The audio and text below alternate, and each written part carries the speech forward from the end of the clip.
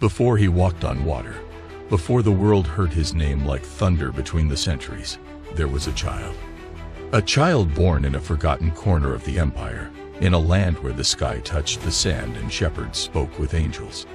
He was not a prince, nor a soldier, nor a scholar, but his gaze carried eternity in its silence, and his every gesture whispered secrets that men were not yet ready to hear.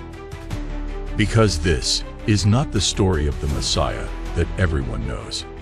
This is the story of the hidden youth, of the invisible traveler, of the apprentice of the wise men and the stars, of the child who was molded in fire, solitude, and visions. Where was Jesus before his first miracle? What voices spoke within him? What wisdom did he absorb in temples that no longer exist? I'll tell you what time wanted to erase. I will tell you about the secrets not written in the official Gospels. I will take you, traveler of the present, along paths of dust and fire where the Son of Man left footprints that only the brave dare to follow. Prepare your soul, because you are about to enter the hidden life.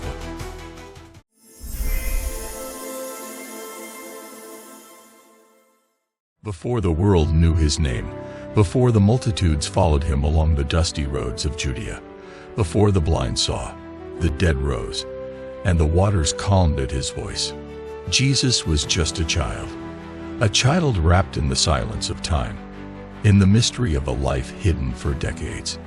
The Gospels barely whisper about those years, as if history had deliberately veiled his childhood, his adolescence, his youth. But in that silence, in that thick mist of the untold, vibrates a question that has spanned centuries. Who was Jesus before he was called the Messiah? The story begins in Nazareth, a village lost in the hills of Galilee, a hot, simple, harsh land.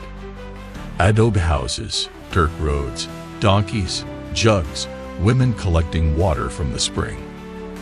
There lived a young woman named Mary, engaged to a righteous man named Joseph. But it was in an instant beyond time that everything changed.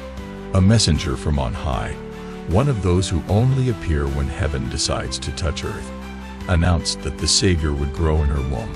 It wasn't a glorious announcement before kings or scribes, but to a silent girl in a forgotten corner of the world.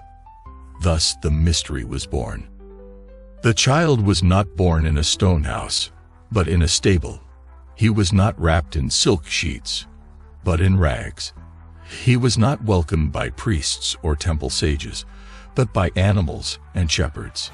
And yet, in that humble birth, forces stirred that the world did not understand. A star crossed the sky.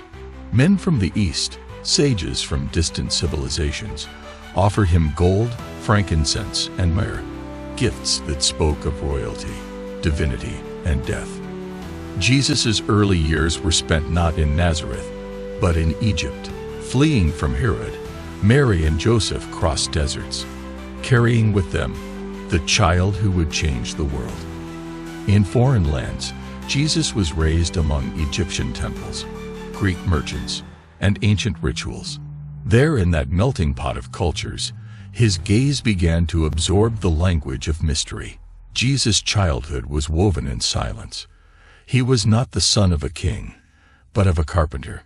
He learned to work with wood, to measure, to cut, to raise roofs. He played with other children, got his feet dirty, and gazed at the stars.